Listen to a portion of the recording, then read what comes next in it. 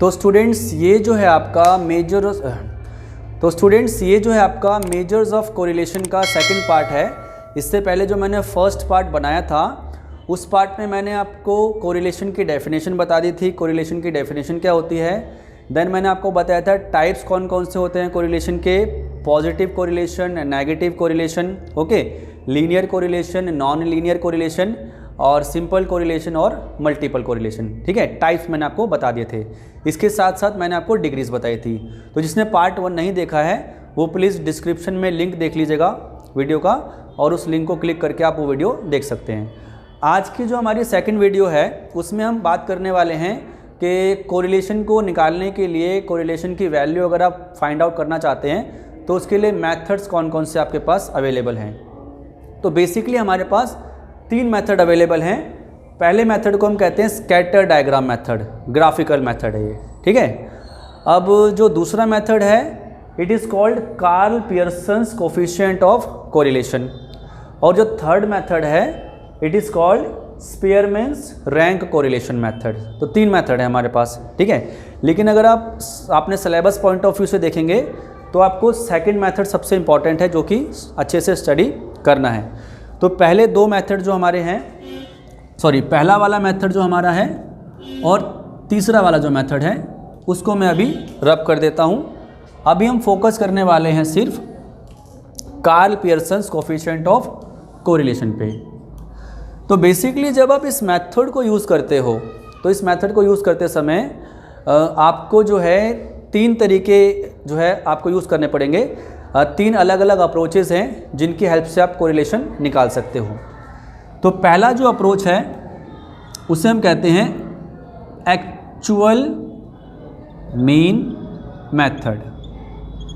Okay, तो actual mean method में correlation निकालने का फॉर्मूला है सिग्मा XY अपॉन में sigma small x square into sigma small y square. ठीक है, स्मॉल x निकालने के लिए आपको x के आइटम्स में से x का मीन माइनस करना है, स्मॉल y निकालने के लिए y के आइटम्स में से y का मीन माइनस करना है।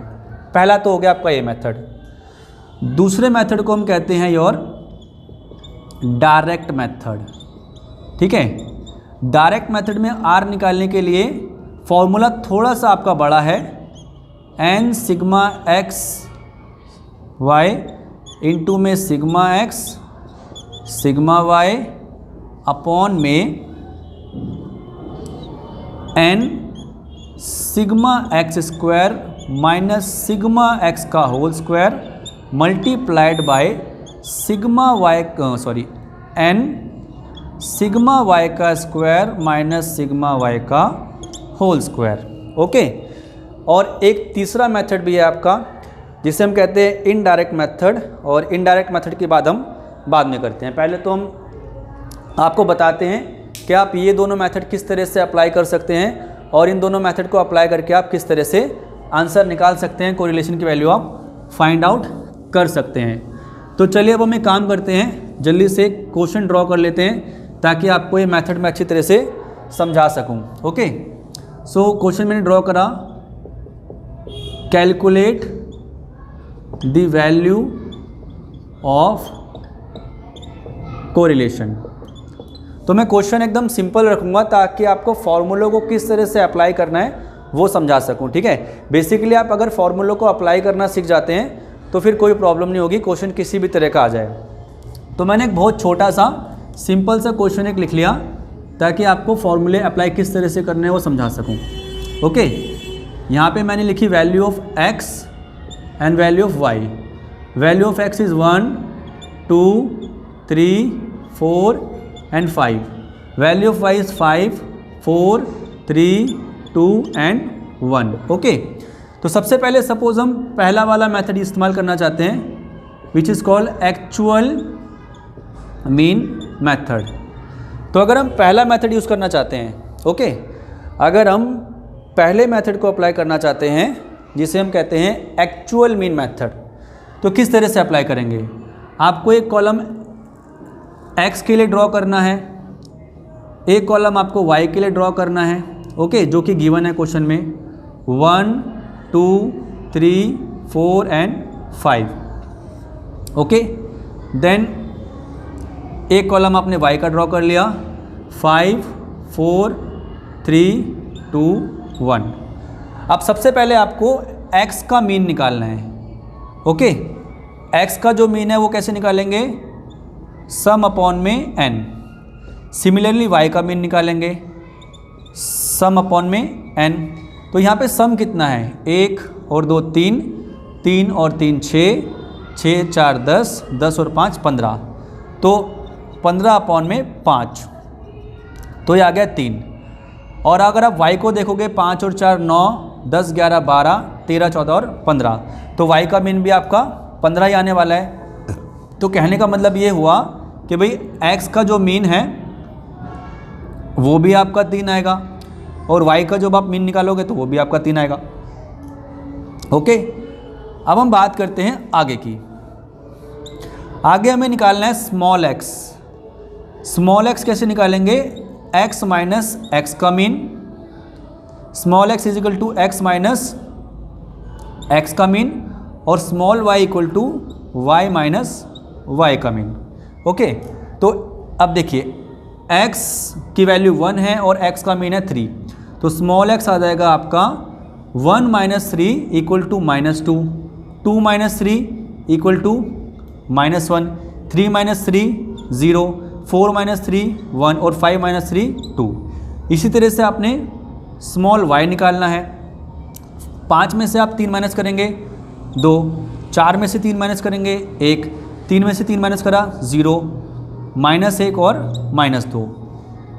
ओके, इसके बाद आपने एक कॉलम ड्रॉ करा, किसके लिए, एक्स स्क्वायर के लिए। एक कॉलम आपने ड्रॉ करा वाई स्क्वायर के लिए, और एक कॉलम आपने ड्रॉ करा एक्स वाई के प्रोडक्ट के लिए। ओके, तो चलिए एक्स का स्क्वायर निकालते हैं हम। एक्स का स्क्वायर कितना आएगा, अगर आप स्मॉल एक्स वाला कॉलम देखो और उसका आप स्क्वायर निकालो, 2 के स्क्वायर हो जाएंगे 4, 1 के लिए 1 0 1, 2 2 जा 4, यहाँ पे 2 2 जा 4, 1 0 1 और 2 2 जा 4, और x और y का प्रोडक्ट -2 और 2 को इंटू करोगे आप तो -2, -1 और 1 को इंटू करोगे तो -1, देन 0, देन -1 और देन -4। अब आपको बेसिकली क्या करना है, अब आपको सम करना है एक्स स्क्वायर का, सम करना है वाई स्क्वायर का और एक्स वाई। एक्स स्क्वायर का सम करेंगे तो 10 आ जाएगा, वाई स्क्वायर का सम करेंगे 10 आ जाएगा, और एक्स वाई का सम करेंगे -10। ओके, अब हमको फॉर्मूला अप्लाई करना है। फॉर्मूला क्या कह रहा है, r equal to sigma x y upon में sigma x square into sigma y square. तो बेसिकली -10 अपॉन में 10 इंटू 10, तो ये क्या होगा आपका, इसको अगर आप सिंप्लीफाई करेंगे तो -10 अपॉन में 100 आ जाएगा, तो ये तो भाई -10 अपॉन 10 हो जाएगा, तो r की वैल्यू क्या आ जाएगी, r की वैल्यू आ जाएगी -1। ओके, तो r की वैल्यू आ गई -1, और अगर आप कैटेगरीज पे जाओगे तो ये कहलाएगा आपका परफेक्ट नेगेटिव कोरिलेशन। तो इस तरह से आपको पहला मेथड अप्लाई करना है, जिसे हम कहते हैं एक्चुअल मीन मेथड। ओके, अब हम चलते हैं सेकंड मेथड पे। Second method is your direct method. तो जब हम डायरेक्ट मेथड पे जाएंगे तो फॉर्मूला थोड़ा सा चेंज हो जाएगा, आर निकालने का फॉर्मूला थोड़ा सा एक्सटेंडेड हो जाएगा, जो कि कुछ इस तरह से है, n sigma x y minus sigma x sigma y upon में under root n into sigma x square, okay, minus sigma x का whole square multiplied by sigma n sigma y square minus sigma y का whole square. Okay, अब चलिए मैं इसी question को दोबारा से रीड्रॉ कर देता हूँ, ताकि आपको इसी क्वेश्चन में अगले मेथड को अप्लाई करके दिखा दूँ। एक कॉलम हमने x का बनाया, एक कॉलम हमने y का बनाया।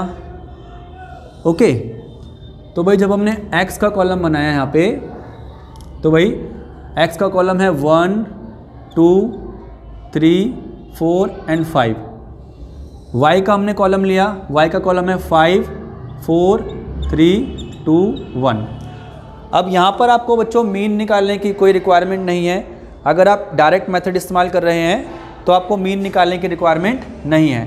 आप डायरेक्ट क्या करेंगे, x का स्क्वायर निकाल लेंगे, डायरेक्ट ही y का स्क्वायर निकालेंगे और डायरेक्ट ही आपको x और y का प्रोडक्ट भी निकालना है।